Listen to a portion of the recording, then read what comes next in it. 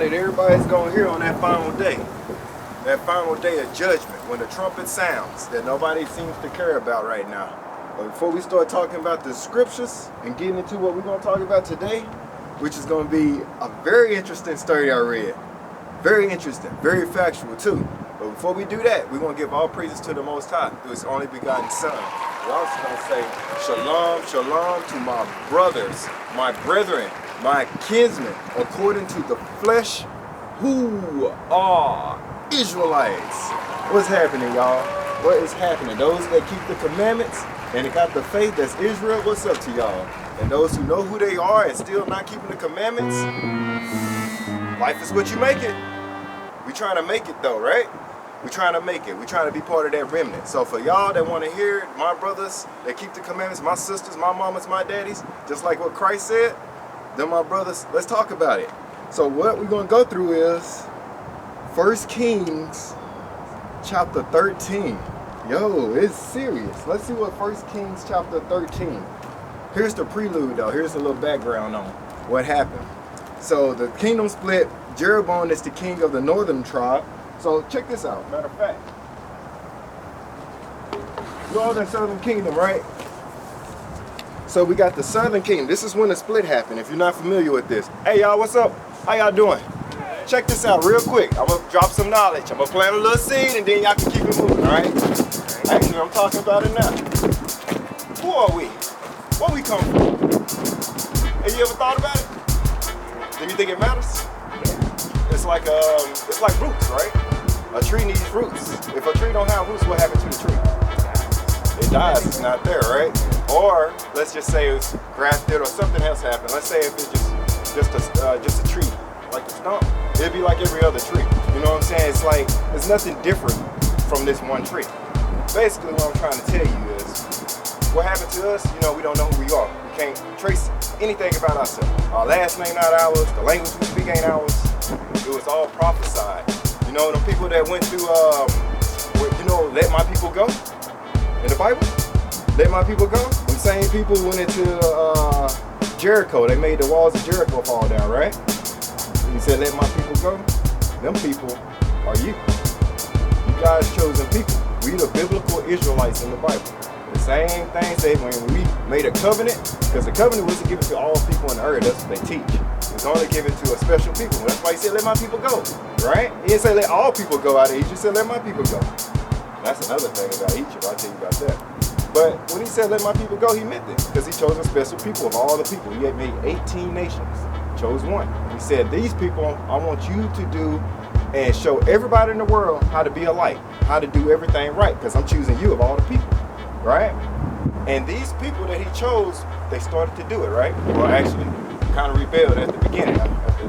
Oh, man. But either way, it came down to the point that each time they messed up, in the book of Deuteronomy, it tells you that if we obeyed 1 to 14, I'm going to give you 2 scriptures. Let's just get there. So 2 scriptures. This is what happened from 1 to 14. God said he's going to bless you. Bless God's chosen people, the one he chose. He said, if you listen to me, I'm going to put you above all nations. I'm going to bless you. I'm going to give you all the stuff you want from 1 to 14. But when you get to 15, there's a but. I'm going to read this one down. Yeah. So 15, it says, but if you don't listen, right, all these, what they say, curses, right? Oh, shoot. You're going to see what happens to these curses. It says it's going to happen to you. It's going to continually to happen. Let's read one. Let's go straight to it. Shotgun.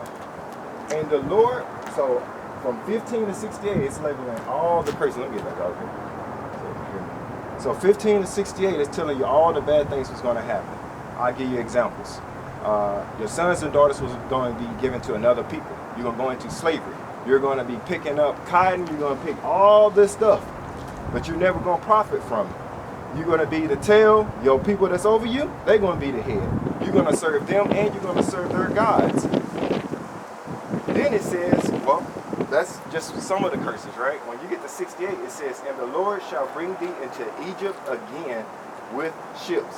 This word Egypt, like on the back of your dollar, it's got that pyramid. In the Bible, it's synonymous with bondage or slavery, captivity. What happened? God said, I'm going to send you back into slavery and captivity again with, what that say? Oh, shoot. Why ain't they never told us this in church? I'm proving to you without a shadow of doubt that the people that went into slavery by ships is God's people. They don't know who they are today. And guess what? Who are we? You're living the prophecy. And right now, today is the day that you're learning who you are. You're Hebrews, you're Israelites, you're God's chosen people. Let me finish this though. You're going to go into Egypt again with ships. By the way whereof I spake unto thee, thou shalt see it no more again. Your homeland? What's our homeland? Oh. I got some music going on. I feel good. Hey, I like to ask that question. What's our homeland? Where we from, man? Golly, yo. What's our homeland? Africa? What part? That's a continent. We don't know. Why is all this? We over here 400 years, yo. All the people in the world know exactly who they are and where they come from, but us. And it's so ingrained in us that we don't even ask the question. We don't even consider. Isaiah 1 and 3. Isaiah 1 and 3. We his people this whole time. That's why we the best at everything we do. These people right here, these people are called the lost sheep of the house of Israel. Our forefather was Abraham. He had a son, because Abraham was chosen of Israel. He had a son named Isaac. And his son was named Jacob. But Jacob got his name changed to Israel. That's where you get the word Israel from. It means prince of powers. We are the princes of the Most High God, of the earth. We made slaves. Kings made slaves for disobedience. But he had 12 sons, and this is who we are. Southern kingdom and northern kingdom.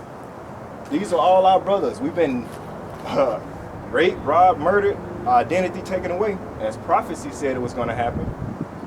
And this is what we go by now. But these are actually who we are in the Bible. It changes everything when you learn who you are.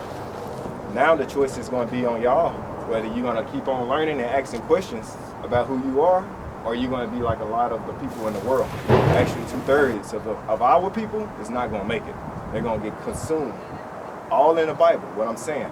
So if you got the second, if you got the time, now is the time to ask.